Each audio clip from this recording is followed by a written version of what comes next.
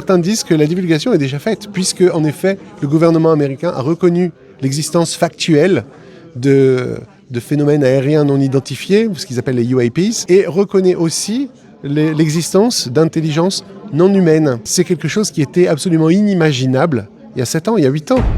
Et si ce qu'on appelle rêve n'était qu'un souvenir tronqué? Et si certaines absences de notre mémoire étaient en réalité des présences non humaines? Je suis Mathis, alias le conscienceur, et cette histoire, c'est aussi la mienne.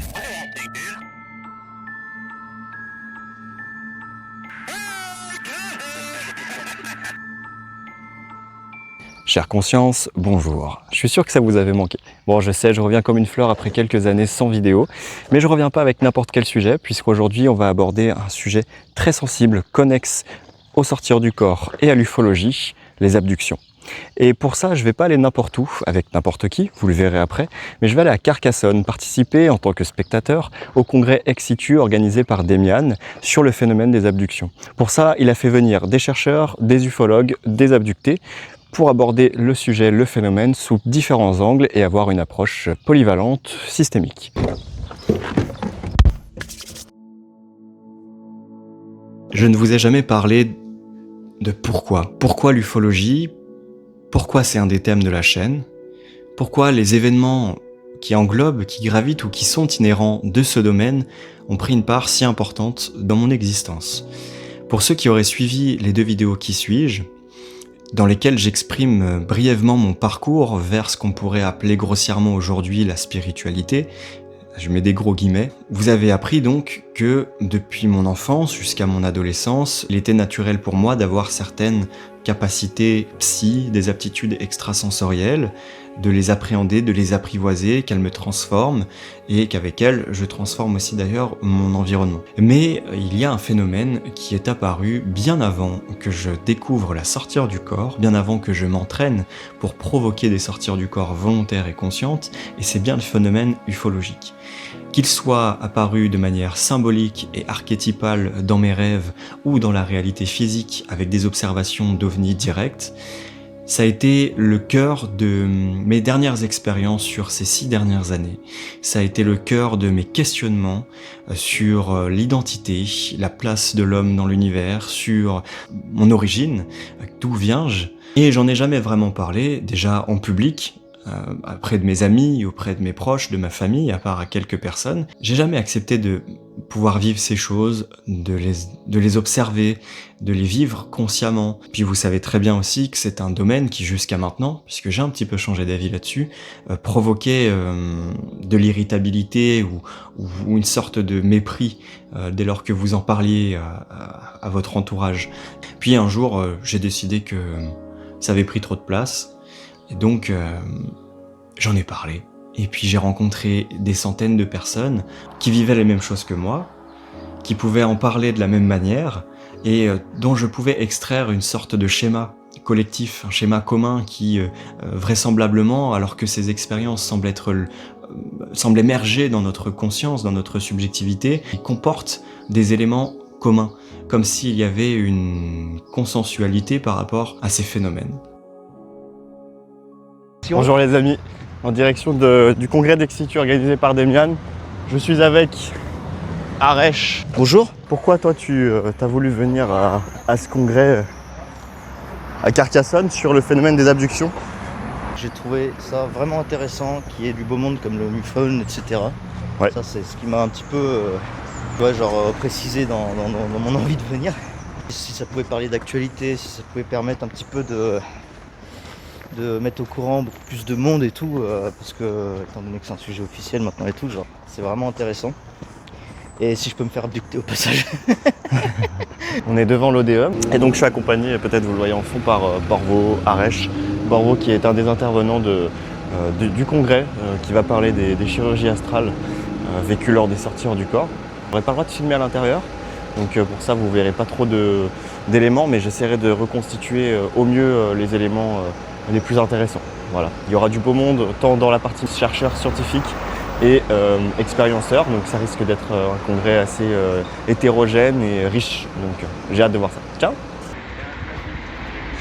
Bonjour Borvo. ça va. Comment vas-tu? Ça va, t'as pas mis ton t-shirt à l'envers?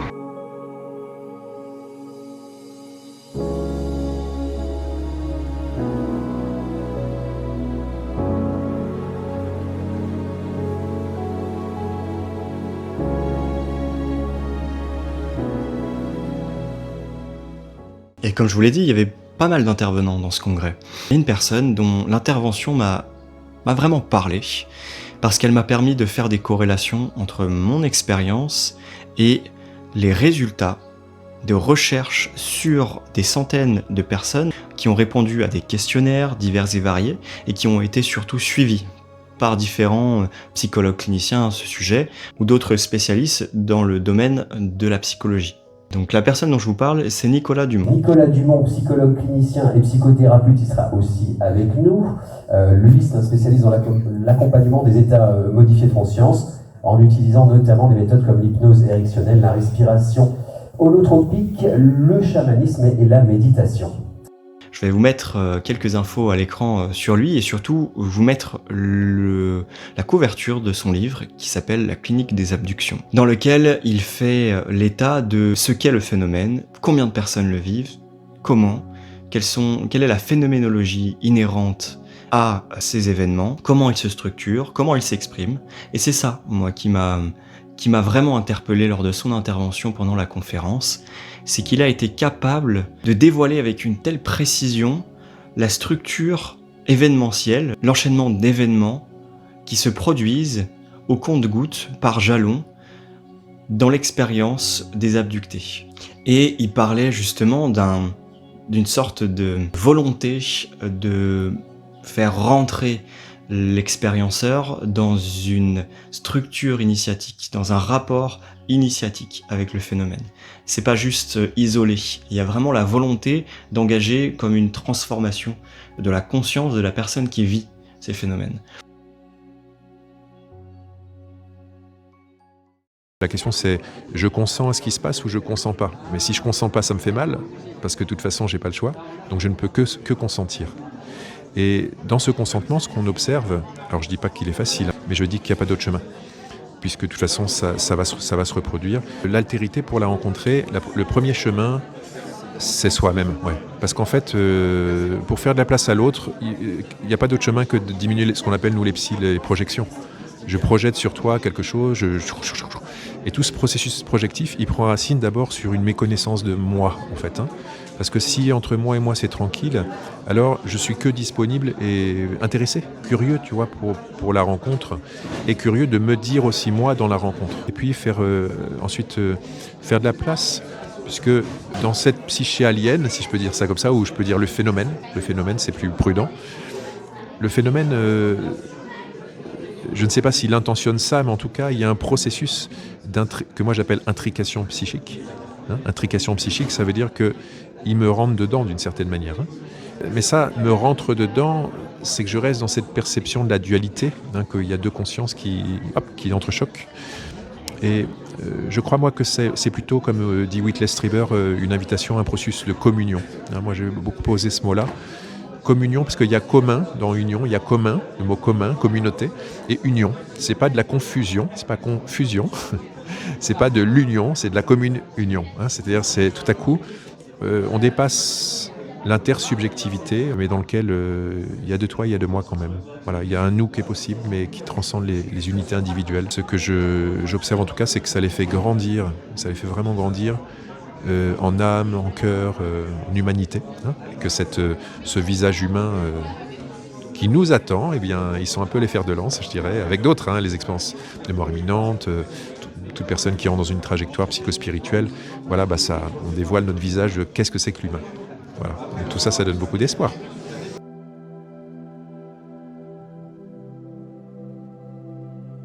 Juste, je faisais le constat d'un contraste assez révélateur, après rien d'important, c'est juste que pendant qu'on fait des blagues et qu'on méprise un peu le sujet en France, et qu'on méprise les gens aussi qui vivent des événements, des expériences liées à ce phénomène, aux USA on prête serment. Il y a des auditions qui sont organisées au Congrès américain, il y a des personnes issues directement des services de renseignement qui commencent à parler, des militaires, des hauts fonctionnaires, des différentes administrations qui ont succédé. Et nous, de notre côté, il n'y a pas un mot sur le sujet. Heureusement, il y a des médias indépendants qui font un travail incroyable de synthétisation du phénomène et de l'actualité internationale. En tout cas, dans le comportement collectif, c'est pas quelque chose d'admis. Il y a une profonde ignorance, tant sur le plan de la littérature que l'on peut retrouver, la littérature en lien avec les évolutions technologiques de ce phénomène, historiques, politiques, mais surtout expérimentales. Les gens, les témoins directs. Il y a une profonde ignorance, une profonde méconnaissance de l'ampleur que ce phénomène prend et des dimensions dans lesquelles il s'étend. Deuxième jour en direction de l'Odéum pour le congrès Exitu. On a fait un CE5 hier, ouais, dont je vous documenterai nos péripéties dans cette vidéo en même temps, parce qu'il y a une petite vidéo sympathique qu'on a à vous partager. Il y a Borvo aujourd'hui qui passe, donc ça va être... C'est pas Borvo, c'est une moto qui passe. Hein. Ah, c'est une moto encore, là. Voilà les amis. À toutes. Hier, j'ai déjà été très surpris par les interventions de certains conférenciers. Il y a toute l'équipe qui est en train d'arriver. J'ai trouvé quelques réponses sur certaines de mes expériences, dont je vous parlerai un petit peu plus tard. En tout cas, c'est très intéressant. C'est un colloque, on va dire ça comme ça, un pluridisciplinaire. On a vraiment du coup une richesse dans l'information qui est partagée et des angles de vue et d'entrée, d'analyse et d'interprétation du phénomène vraiment intéressants. Et en parlant de ça, j'aimerais faire un pont vers un angle qui, selon moi, est primordial pour aborder ce phénomène, mais en général, tout ce qui a attrait à l'inexplicable. Et cet angle, c'est celui de la conscience. Mais j'ai pas envie d'en parler moi, je vais laisser en parler Borvo, qui était présent lors de ce congrès en tant que participant, en tant que conférencier. Il avait pour sujet les chirurgies astrales, et justement, la conscience est au cœur de son approche, et je l'ai interviewé suite à ça, entre amis. Je vous laisse écouter ce qu'il a à vous dire. Coucou. En fait, j'ai été invité pour partager mes expériences sur les chirurgies astrales, dans un premier temps. Et dans un second temps, pour aussi partager mes réflexions, mes recherches personnelles par rapport à ce sujet qui est la rencontre exogène. Parce que comme je l'avais indiqué dans ma présentation, on est de plus en plus d'expérienceurs, mais aussi des personnes qui sont capables de produire de la connaissance à partir de nos expériences. Et je pense qu'on est les plus à même à faire ça. On est en première ligne pour ça. Et un peu sortir de cette binarité, tu as l'expérienceur d'un côté, et tu as l'expert qui n'a pas expérimenté et qui pense savoir en fait des choses et qui met en place des hypothèses. Donc sans vouloir non plus entrer dans un clash, on est un peu la synthèse de ces deux-là. Et dans le cadre de Exitu, qui est un congrès qui est basé sur les rencontres exogènes, quelle que soit la nature de ce phénomène exogène, extraterrestre, interdimensionnel ou quoi, mon but c'était d'amener la conscience. Parce que la conscience, elle est au cœur de ce phénomène. Et il a été, j'espère que les gens l'ont bien compris, parce que c'est un fait, cette expérience se passe avant tout dans notre conscience, dans notre expérience sensible, dans notre vécu. On est au-delà du phénomène taux-les-boulons qu'il pouvait y avoir dans les expériences de rencontres avec des ovnis par exemple. Là on est dans autre chose.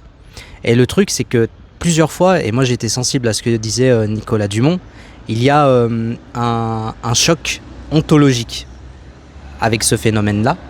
Et j'irai plus loin, il y a un switch ontologique, une transformation ontologique qu'on retrouve déjà avant dans les cultures dites primitives, donc archaïques, et qui sont bien en avance sur la conscience selon moi. Et c'était ça que je voulais partager. Que nous, on avait à apprendre d'eux. Et qu'on devait aborder le problème, qui n'est pas un problème en fait, mais qu'on devait aborder ce phénomène sous l'œil de la conscience. Voilà, c'était ça. Que ce soit compris ou pas.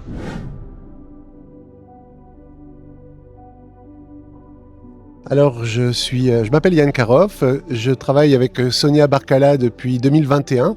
Donc, on a travaillé ensemble sur le film Témoin, qu'elle a réalisé, qui est sorti en novembre 2024. Et ce film parle des expériences de mort imminente. Donc, en ce qui concerne les rencontres rapprochées, moi, je les envisage avec un prisme différent, peut-être de la plupart des gens, puisque je viens du monde des EMI et que je m'intéresse au phénomène OVNI, on va dire, sur mon temps personnel. Et je trouve qu'il y a beaucoup de corrélations entre ces différents domaines-là. Et au-delà des expériences de mort imminente, je m'intéresse aussi aux sorties du corps, à la médiumnité à effet physique, à d'autres phénomènes qui viennent de la parapsychologie et qu'on considère un petit peu aux marges de la science. Mais j'ai un petit background scientifique en physique et un intérêt particulier pour la méthodologie scientifique qui fait que j'ai pas vraiment de pression. Moi, je m'intéresse à ces sujets-là, mais je les envisage avec, je l'espère, un sérieux scientifique et une ouverture d'esprit. Je m'intéresse beaucoup aux études scientifiques qui ont déjà existé.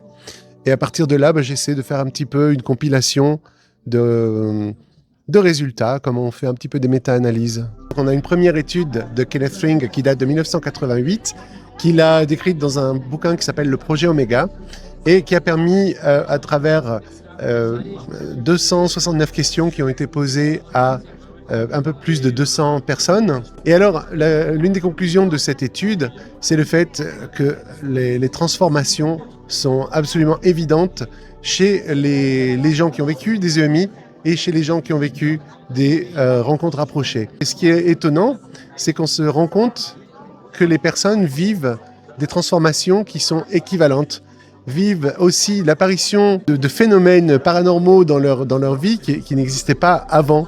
Alors ça, c'est vraiment quelque chose d'intriguant. Et ça a intrigué une autre équipe plus récemment, donc en 2018, une équipe d'une fondation qui s'appelle Free.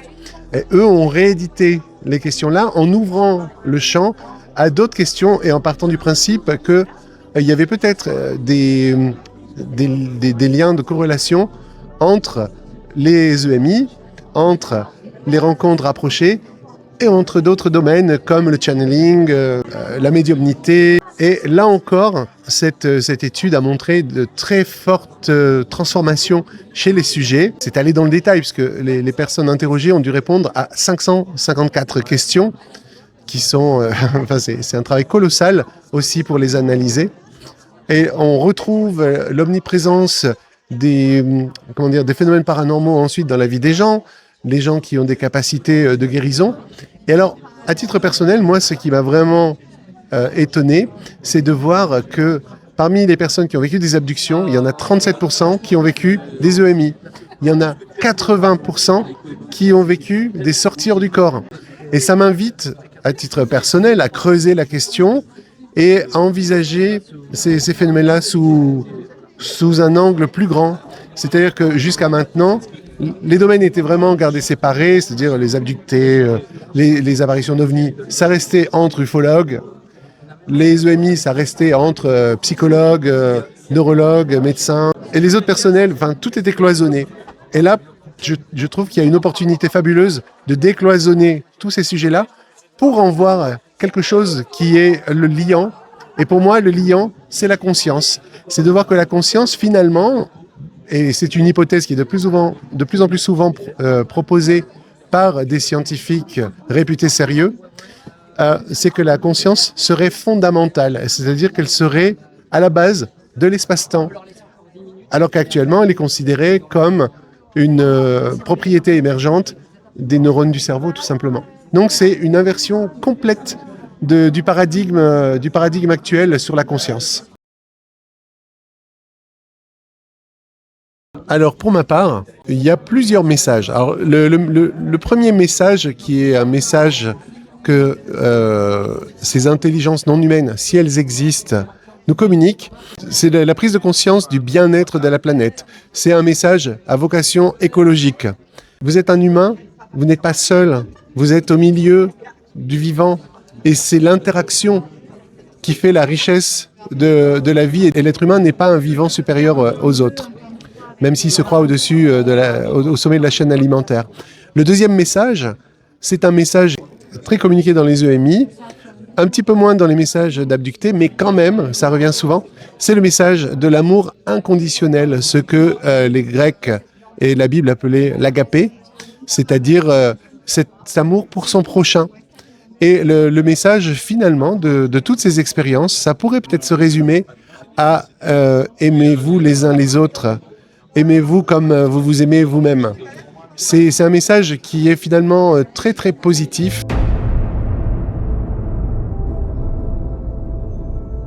Mais avant de conclure, j'ai une annonce à vous faire. Vous avez sûrement dû remarquer que j'avais changé de tenue et que j'étais en tenue de sport. Rien à voir avec le phénomène des abductions, mais tout à voir quand même avec le socle fondamental de la conscience et de l'être humain.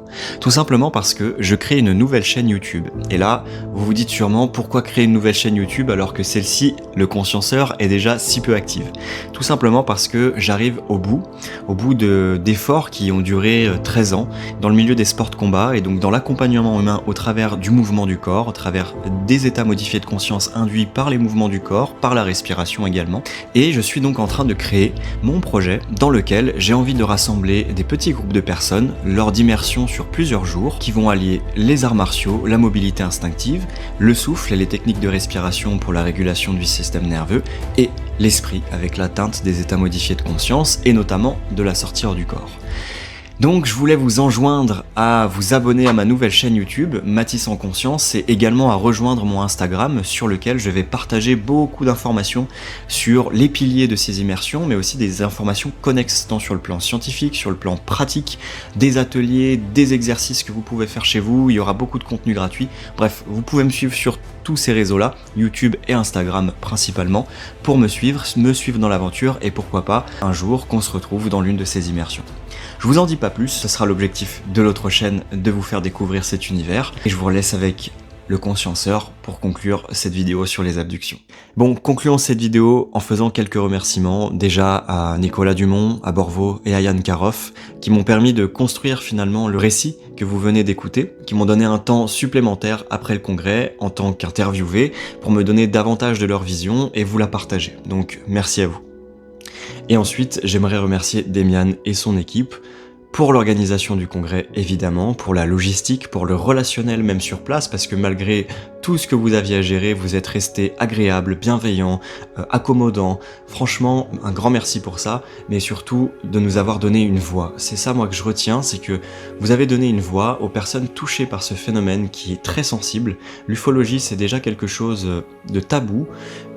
Mais alors, les abductions, c'est un niveau qui est encore au-dessus. Et là, vous avez su rassembler des gens, chez les spectateurs comme dans les intervenants, touchés par ce sujet, directement ou indirectement. Et en quelque sorte, en tout cas pour ma part, vous m'avez permis d'être un peu plus moi-même et de me libérer. Parce que j'ai pu comprendre, intégrer différemment, observer différemment mes propres vécus, mes propres expériences. Donc ça a été révélateur pour ma part et je suis sûr que je serai là à la prochaine édition.